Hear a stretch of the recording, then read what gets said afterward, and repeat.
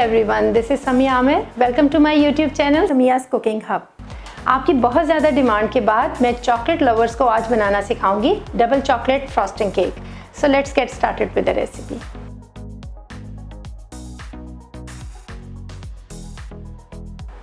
आप गैस या इलेक्ट्रिक कोई सा ओवन चूज़ कर सकते हैं. मेरे पास इलेक्ट्रिक ओवन है और मैं इसको 15 मिनट्स के लिए प्री हीट कर रही हूँ मैक्सिमम टेम्परेचर पर, और लो रॉड मैंने चूज़ किया है. सबसे पहले मैं मोल्ड्स को ग्रीस करूँगी. इसके लिए मैंने बिल्कुल आम से मोल्ड लिए हैं, बहुत इजीली अवेलेबल होते हैं ये हर जगह से. और ये मैंने 6.5 इंच का एक मोल्ड है. मैं 2 मोल्ड ले रही हूँ और इसको मैं अब ग्रीस करूँगी. थोड़ा सा ऑयल मैंने डाला है.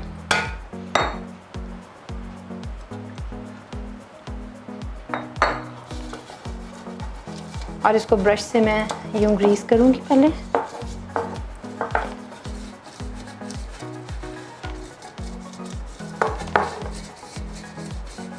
ग्रीस करने के बाद मैं मैदे से डस्ट करूँगी.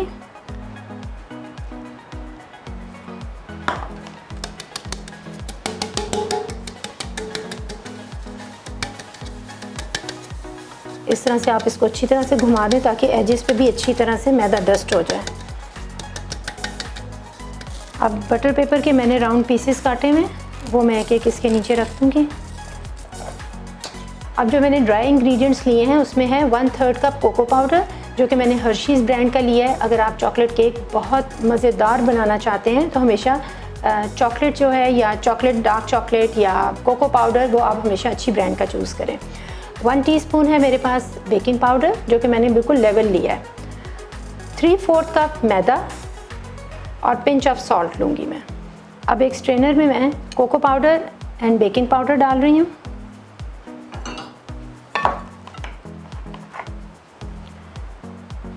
ये अब मैदा इसमें जा रहा है. अब मैं इसको छान लूँगी. इसको छानने का मकसद ये होता है कि मैदे का ज़रा बिल्कुल अलग हो जाता है. उससे क्या होता है कि इसकी मिक्सिंग भी बहुत आसान हो जाती है और केक राइस बहुत अच्छा करता है. ये अब मैं इसको दूसरी दफ़ा छान रही हूँ. 3 दफ़ा छानने के बाद अब मैं इसमें सॉल्ट ऐड कर दूँगी और इसको अच्छी तरह से मिक्स कर दूंगी. अब हम एग वाइट्स और योक्स को सेपरेट कर लेंगे.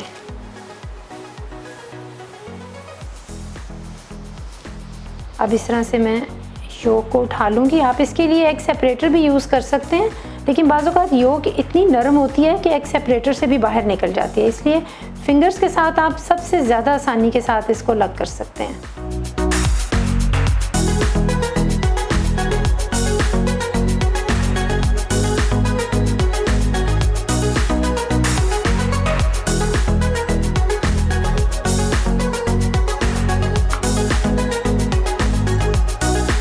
अब हमने योक्स एंड वाइट्स को सेपरेट कर लिया है.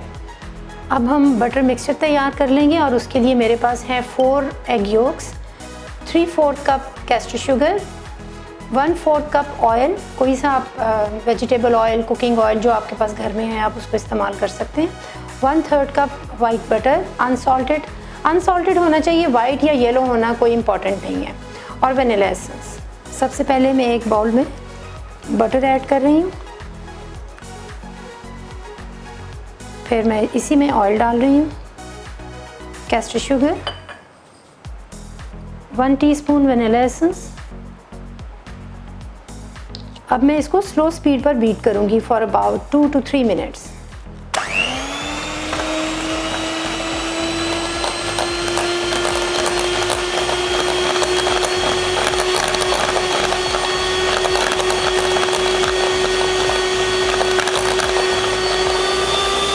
आप देखें मिक्सचर बिल्कुल क्रीमी हो गया है. और अब मैं इसमें 1 योक एट अ टाइम डालूंगी और इसको बीट करूंगी. अगर आपसे गलती से 2 गिर जाएं तो इससे कोई फ़र्क नहीं पड़ेगा.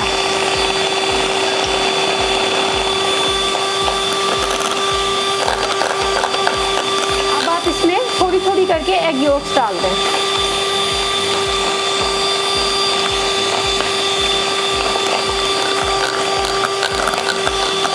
योक सारी आपके बैटर के अंदर चली जानी चाहिए, इसलिए मैं इसको अच्छी तरह से साफ़ करके डाल रही हूँ.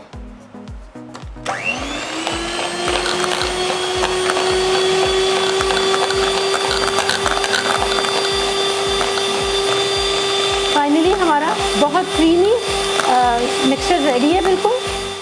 हाफ कप मैंने चॉकलेट ले ली है, कोई सी अच्छी ब्रांड की चॉकलेट ले लें, ये मैंने इम्पोर्टेड चॉकलेट ली है, और इसके छोटे छोटे पीसेस काट लें या फिर इसको ग्रेटर से ग्रेट कर लें।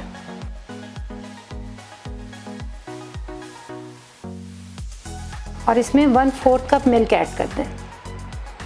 अब मैं इसको माइक्रोवेव में रखूँगी और इसको मेल्ट कर लूँगी। अगर आपके पास माइक्रोवेव ना हो तो आप इसको पैन में भी डालकर मेल्ट कर सकते हैं। माइक्रोवेव में मैंने इसको 40 सेकंड्स के लिए रखा है और निकालने के बाद अब मैं इसको मिक्स करूँगी। अगर चॉकलेट प्रॉपरली मेल्ट ना हो तो इसको मिक्स करने के बाद 10 to 20 या 30 सेकंड, जितना आप बेहतर समझें, उसको थोड़ी इतनी देर के लिए दोबारा से माइक्रोवेव में रखते हैं।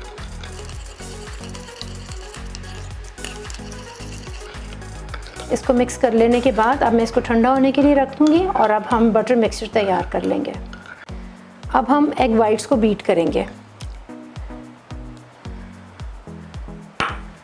जब आप एग वाइट्स को बीट करें तो इस चीज़ का ख्याल रखें कि आपका बाउल और आपका बीटर बिल्कुल ऑयल फ्री होना चाहिए और ड्राई भी होना चाहिए। यानी अगर आपने धोया इसको तो आप इसको कॉटन क्लॉथ से अच्छी तरह ड्राई कर लें। अब हम इसको मैक्सिमम स्पीड पे बीट करेंगे।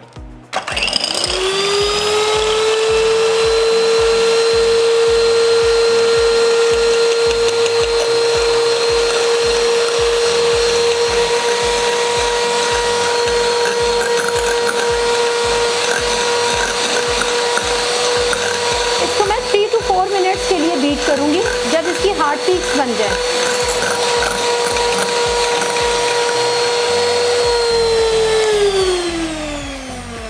अब इसकी हार्ड पीक्स रेडी हैं, ये देखें।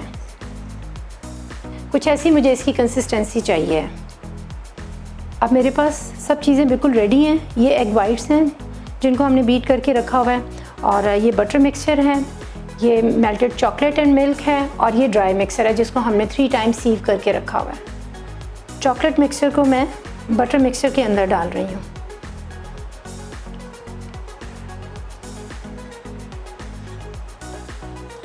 लाइटली मिक्स करेंगे हम इसको।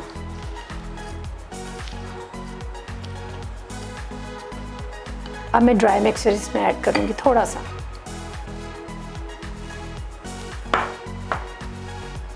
लाइटली फोल्ड करूँगी इसे।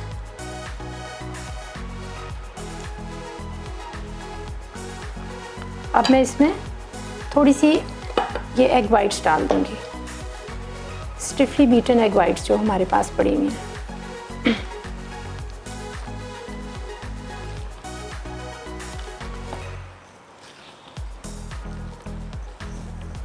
अभी देखिए प्रॉपरली सब कुछ मिक्स नहीं हुआ और मैं ड्राई मिक्सचर की तरफ दोबारा चली गई हूँ।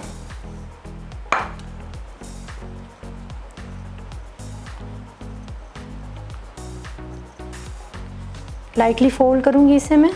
आपने रफली मिक्स नहीं करना वरना एग वाइट्स बिल्कुल फ्लैट हो जाएंगी।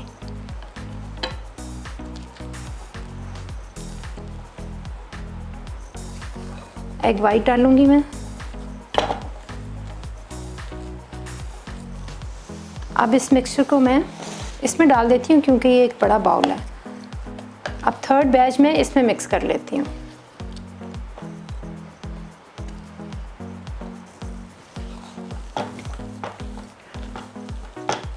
और अब ये ड्राई मिक्सचर जो थोड़ा सा बाकी रह गया था वो भी डाल दिया।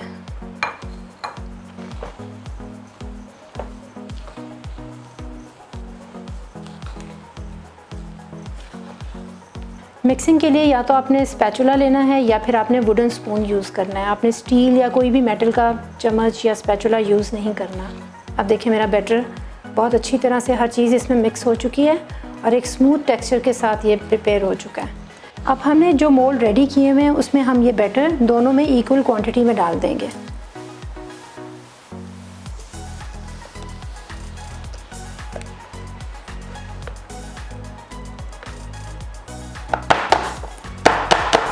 अब आप इसको थोड़ा सा टैप कर दें।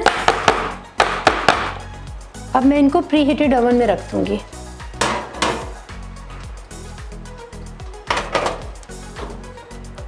अब मैं इसे 180 डिग्री पर 30 to 35 मिनट्स के लिए बेक करूंगी और फिर मैं इसको चेक करूंगी। अगर मुझे और ज़रूरत पड़ेगी तो मैं इसको थोड़ा सा टाइमर और भी इसका बढ़ा सकती हूँ। आप चॉकलेट को ग्रेटर पर ग्रेट भी कर सकते हैं और इस तरह से नाइफ से भी इसकी कटिंग कर सकते हैं। अब मैं एक बाउल में क्रीम डाल रही हूँ, 1 पैकेट लिया मैंने, और फिर उसके बाद मैं इसमें थोड़ी सी और भी एक्स्ट्रा डालूँगी। हम 3/4 कप से लेके 1 कप तक इसमें चॉकलेट ऐड करेंगे।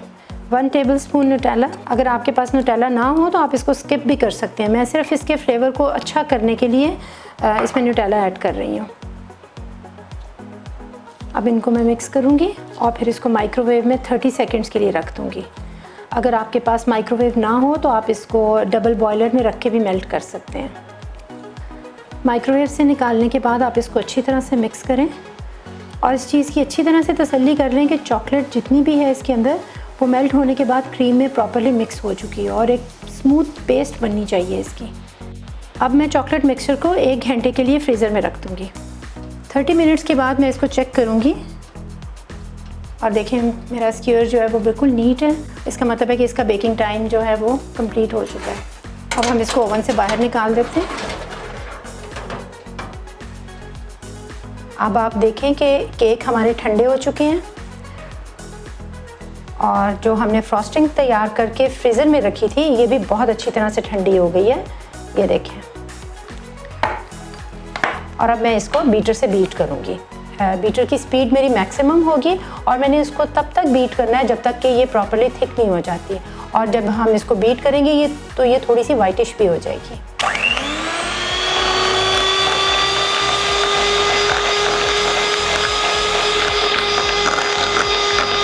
चॉकलेट का मिक्सचर देखें अब कितना अच्छा थिक हो गया और मुझे इसको बस थोड़ा सा और बीट करना है क्योंकि मुझे इससे थोड़ी ज़्यादा थिकनेस चाहिए।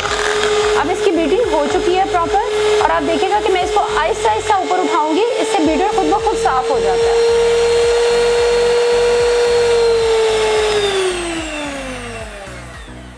ये देखिए, नाइफ से थोड़ा सा इसको इसके एजेस को अलग कर लें ताकि केक आसानी से बाहर आ जाए।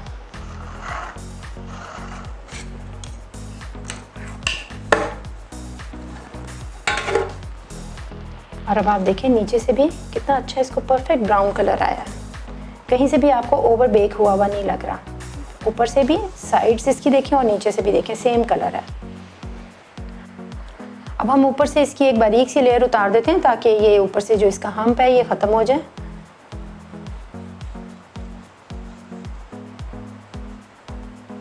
अब मैं इसको सेंटर से हाफ कर लूँगी और आपने इस चीज़ का ख्याल रखना है कि आपने अपनी नाइफ़ बिल्कुल सीधी रखनी है। इससे ये होगा कि आपकी लेयर हर तरफ से एक सी कटेगी। नाइफ़ को बिल्कुल भी टेढ़ा नहीं होने देना। और मैंने इस तरह की ये सेरेटेड नाइफ़ ली है। आप किसी भी तरह की सेरेटेड नाइफ़ ले सकते हैं, ज़रूरी नहीं है कि इसी तरह की ही नाइफ़ आपके पास हो। अब ये हमारा दूसरा केक है, इसको भी मैं सेंटर से हाफ कर रही हूँ। अब हम इसकी आइसिंग करते हैं और उसके लिए मैंने स्टैंड के ऊपर केक बोर्ड रखा है और उसके ऊपर केक की एक लेयर रख दी है। अब मैं मिल्क से इसको सोक कर रही हूँ। बहुत ज़्यादा भी मिल्क आपने नहीं इसके ऊपर स्प्रिंकल करना, अदरवाइज़ बहुत ज़्यादा मिल्क डालने की वजह से केक सॉगी हो जाता है।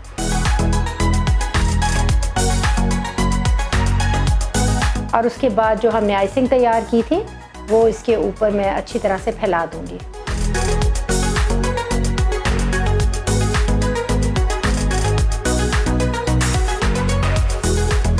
अच्छी तरह से आइसिंग के साथ कवर कर देने के बाद अब मैं इसके ऊपर केक की दूसरी लेयर रख दूँगी और साथ ही इसको भी दूध से अच्छी तरह से मॉइस्ट कर दूँगी।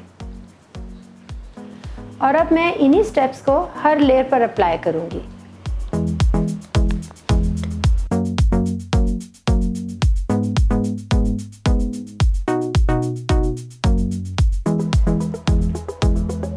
तमाम लेयर्स को सेट कर देने के बाद अब मैं आइसिंग से केक को अच्छी तरह से कवर कर रही हूँ। और एक बार हल्की सी लेयर देने के बाद यानी क्रम कोटिंग करने के बाद बहुत बेहतर होता है कि केक को फ्रीज़र में रख दिया जाए। तो उससे ये होता है कि केक की आइसिंग बहुत ज़्यादा नीट होती है।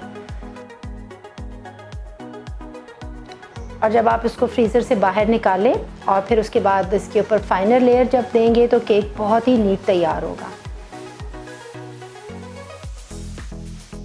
इर्द गिर्द से उसको कवर कर लेने के बाद मैं हल्का सा उसको नाइफ़ के साथ टैप कर रही हूँ। ये देखने में बहुत ही खूबसूरत लगता है। और अब पाइपिंग बैग में वही तैयार की हुई आइसिंग डाल रही हूँ और इसके साथ केक की टॉप लेयर पर मैं इस तरह से स्विल्स बना रही हूँ। स्विल्स आप किसी भी तरह के बना सकते हैं, ये अब आपकी अपनी चॉइस है और आपकी अपनी एक्सपर्टीज़ है। रेसिपी पसंद आए तो इसको लाइक करें और अपने फ्रेंड्स एंड फैमिली के साथ शेयर करें और चैनल को सब्सक्राइब करना बिल्कुल ना भूलें। बेल आइकॉन को ज़रूर प्रेस करें ताकि कोई भी रेसिपी मिस ना हो। और अब आप देखें कि मैं चॉकलेट केक पीस को ग्रेटर से ग्रेट करके इसके ऊपर इस तरह से स्प्रिंकल कर रही हूँ। इससे केक बहुत ही खूबसूरत लगता है।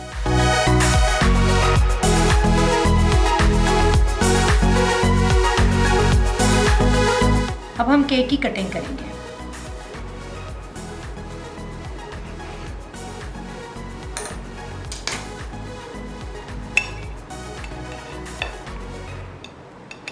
लेयर्स देखें आप, कितनी ज़बरदस्त लेयर्स आई हैं हमारे केक की।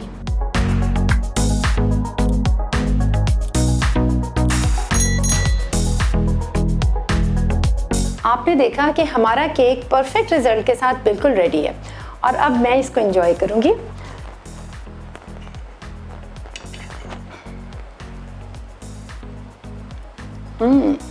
बहुत मज़े का, बहुत मॉइस्ट और चॉकलेट का बहुत अच्छा फ्लेवर आ रहा है। इसकी वजह यह है कि आपने देखा होगा कि मैंने इसमें बहुत अच्छी ब्रांड्स की चॉकलेट्स यूज़ की हैं, इसलिए इसका फ्लेवर आ रहा है। चॉकलेट लवर्स के लिए परफेक्ट है। अब आप भी इस रेसिपी को ट्राई करें और मुझे फीडबैक दें कि आपका केक कैसा बना। फिर मिलते हैं आपकी पसंद की किसी बहुत अच्छी सी रेसिपी के साथ। तब तक के लिए अल्लाह हाफ़िज़।